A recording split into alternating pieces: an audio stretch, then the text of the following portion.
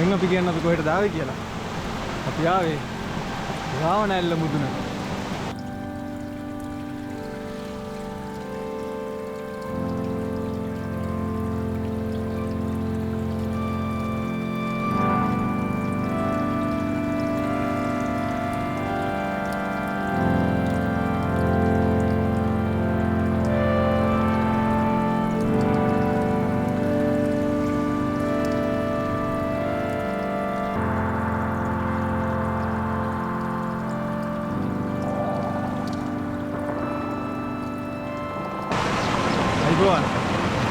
කොහොම ආදරෙන් පිළිගන්න අපි මම වෙන්නේ.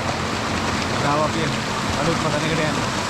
එතන සමහරු ගිහිල්ලා තියෙන තැන. ඒ වුණාට හිතනවා මේක වෙනස්ම එක්ස්පීරියන්ස් එකක් වෙයි කියලා.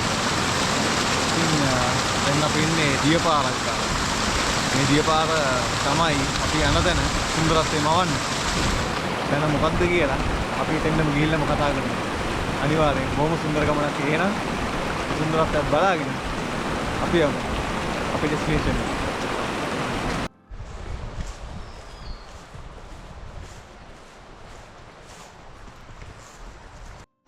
දැන් අපිට යන්න වෙලා තියෙන්නේ වතුර පාර හරහා. උඩින් යන්න පාරක් තියෙනවා අපි හිතන විදිහට. නමුත් ඒක ටිකක් කරදරයි. පුංචි බාධා කීපයක් ආවා. ඒ නිසා අපි තීරණය කරා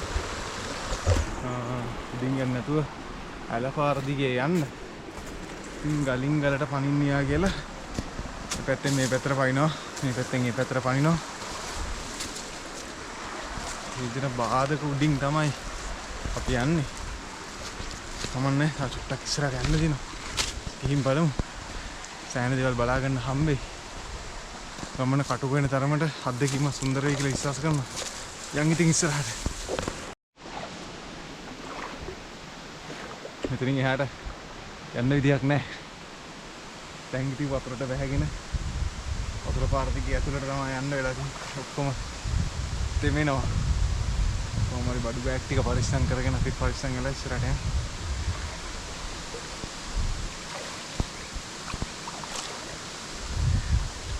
වතුර වැඩි කාලෙට නම් මේ ගමන යන්න වෙන්නේ නැහැ. සාවයාලත් කවදා හරි එන්න හිතුවොත් ඒ පරිස්සමෙන් එන්න වතුර වැඩි වුණොත් මේ පේනවනේ. අයින් වෙන්නවත් තැනක් නැහැ. ඒ නිසා පොඩ්ඩක් වෙදර් කන්ඩිෂන් ගැන හොයලා බලලා හිතලා බලලා තමයි මේ ගමන එන්න ඕනේ. ඒ වතුර වැඩි වුණොත් එලින්ම පල්ලෙහින් තමයි හොයාගන්න වෙන්නේ. ජීවිතය සම්බන්ධව ලොකු රිස්ක් එකක් තියෙනවා. හැබැයි ඉතින් සුන්දරත්වයේ විඳින්න නම් ඒ අවදානම ගන්නත් ඕනේ. අපි අවදානම කොහොම හරි අරගෙන ඔයාලට මේ සුන්දරත්වය පෙන්වන්න. දැන් අපි කියන්නේ අපි කොහෙටද ආවේ කියලා. අපි ආවේ රාවණැල්ල මුදුනට. ඔයාලා හැමදාම දකින්නේ ඇල්ල වැල්ල වායේ පාරනට රාවණැල්ල. අපි අදාවා. ඒ ඇල්ල වැටෙන්න පටන් ගන්න තැන මේ තමයි රාවණැල්ල මුදුන. මෙතන ඉඳලා දියලි දාමයක් ඔස්සේ තමයි දියලි දාමයක් ඔස්සේ මේ රාවණැල්ල පල්ලෙහාට කඩාගෙන යනවා. ඉතින් අපි යමු රාවණැල්ල කොහොමද කඩාගෙන යන්නේ කියලා බලන්න.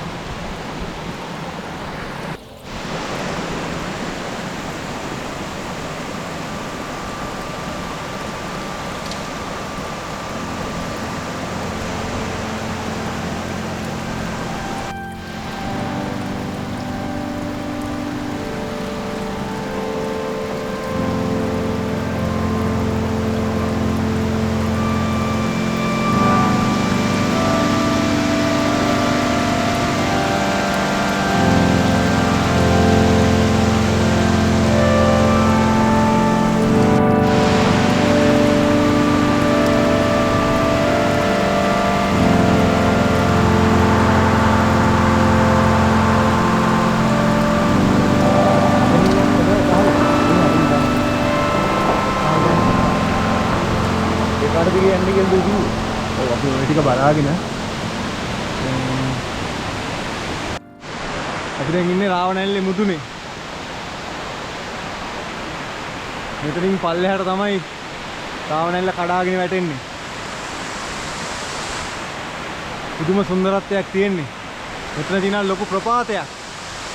සෑහෙන ලොකු හෙලක් මෙතනින් පල්ලෙහාට. ටිකටම රාවණැල්ල කඩාගෙන වැටෙනවා. චුට්ටක් ඉස්සරහට ගිහලා බලන්න පුළුවන්. හැබැයි මෙතෙන් එනවා නම් බොහොම පරිස්සමින්. මොකද මේ ගල් තලාව මේ පේනට සෑහෙන ලිස්සනවා. මොකද මේකේ වතුර ගිහිල්ලා වතුර පාරට මැදිලා මේ ගල් තලාව සිනිඳු වෙලා තියෙන්නේ. පුදුම විදිහට ලිස්සනවා. ඒ වගේම මෙතන බිලිගෙනීම් අනතුරු රාශියක් වෙලා තියෙනවා. ඒ නිසා එනවා නම් සෑහෙන පරිස්සමින් එන්න. මොකද ජීවිතේ කොයි වෙලාවෙ නැති වෙයිද කියලා කියන්න බෑ. මේ සුන්දරත්වයේ වගේම අවදානමත් අති විශාලයි කියන එක අපි මතක් කරනවා. තව චුට්ටක් ඉස්සරහට යන්න පුළුවන්. හිමීට ඉස්සරහට ගිහිල්ලා බලමු. කොයිතරම් සුන්දරද කියලා මේ ඇල්ල.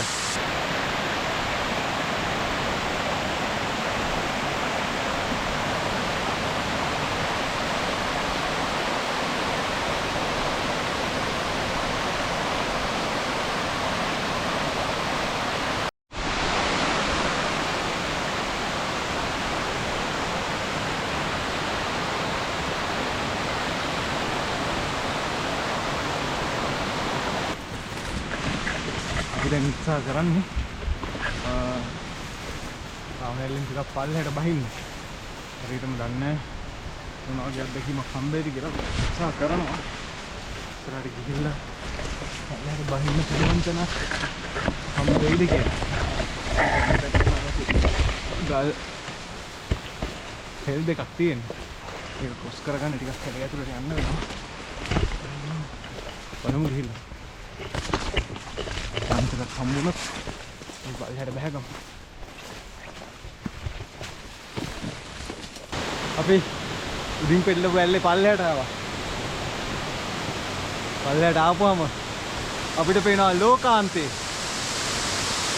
බලන්න කොයිතරම් ගැඹුරක් තියෙනවද? බලන්න කොයිතරම් ගැඹුරක් තියෙනවද කියලා. මේකත් පල්ලෙහාට බහින්න පුළුවන් වෙයි කියලා ලොකු විශ්වාසයක් නැහැ. පුළුවන් වුණොත් උත්සාහ කරලා බලමු. මෙතන පුදුම සුන්දරත්වයක් තියෙනවා. මේ තියෙන්නේ අපි කලින් හිටපු ඇල්ල. මේ දියැල්ලේ මුදුනේ තමයි අපි කලින් හිටියේ. මම හිතන්නේ මේ තමයි රාවණා දියැලි මේ අපිට හම් වෙන මුල්ම දියැල්ල. ඒ දියැල්ල උඩ අපි හිටියේ. එතනින් පල්ලෙහාට බහගෙන ආවා. එතනින් පල්ලෙහාට ඉන්න මේ දියැල්ල හම් වෙනවා. තාසිටක් ඉස්සරහට ගිහලා බලන්න පුළුවන්. ගිහින් බලමු. දැන් අපි දෙවනිට හම්බෙන ඇල්ලේ මුදුනට ආවා. මේක පුදුම රිස්ක් එකක් තියෙන තැන. හැබැයි කොනටම අපි ආවා. ඔයාලට මේ සුන්දරත්වය පෙන්වන්න. මෙතෙන් එනවා නම් ලොකු අවදානමක් තියෙනවා. එනනම් බොහොම පරිස්සමින් එන්න කියන එක බොහොම ආදරෙන් ඉල්ලනවා. මේ බලන්න.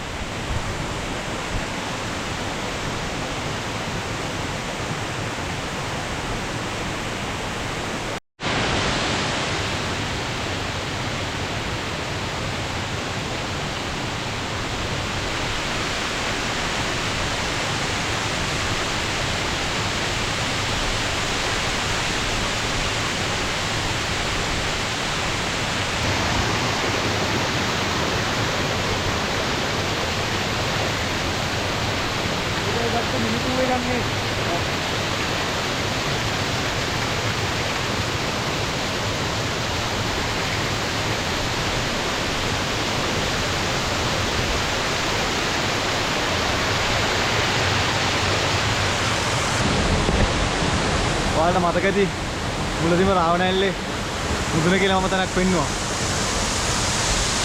මේ තියෙන්නේ ඒ ඇල්ල. අපි දැන් ඉන්නේ ඒ ඇල්ල පාමුල. ඒ ඇල්ලෙන් දෙවණි ඇල්ල ඇතුළේ තැන තමයි මම ඔයාලට කලින් පෙන්නුවේ.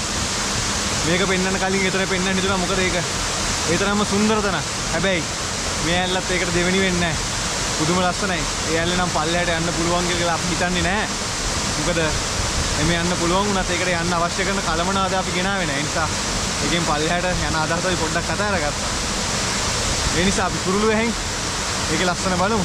එතකන් අපි මේ දියැලේ සුන්දරත්වය විඳිමු.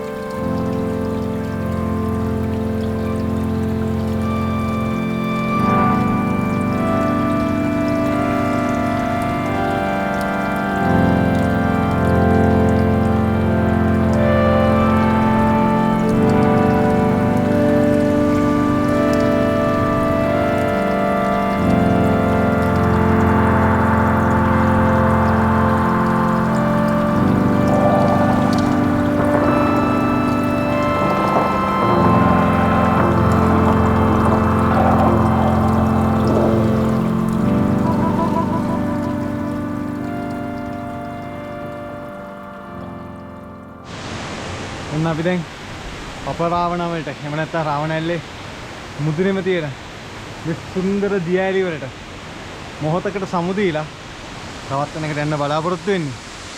ඒ යන්නෙත් මේ දියඇලි වල සුන්දරත්වය වෙනම කෝණයකින් බලන්න. බොහොම සුන්දර දියඇලි දාමයක් පල්ලෙහාට තියෙනවා. මේ දියඇලි හැම එකක්ම දිගේ පහළට බහැලා බලන්න පුළුවන් නම් මම දන්නේ නැහැ කොයිතරම් සුන්දරත්වයක් තියෙයිද කියලා. දවසක වාසනාව ලැබුණොත් මේක ලොකු කාර්යභාරයක්, අමාරු කාර්යභාරයක්. වාසනාව ලැබුණොත් උත්සාහ කරමු මේ දියඇලි දිගේ පහළට බහින්න. ඒක දැනට හීනයක්. අපි දැන් යන තැනට ගිහිල්ලා බලමු මේ දියඇලි දාමේ පෙනෙන්නේ කොහොමද කියලා. යන විදිහ ගැන තාම හරි අවබෝධයක් නැහැ කොහොමද එතෙන් යන්නේ කියලා. කෙසේ නමුත් උත්සාහ කරනවා අද දවසට එතනට යන්න. එහෙනම් දැන් ආයෙත් අපි උඩට යන්න. උඩට ගිහිල්ලා අපි යන තැනට මාර්ගය හොයාගෙන යමු.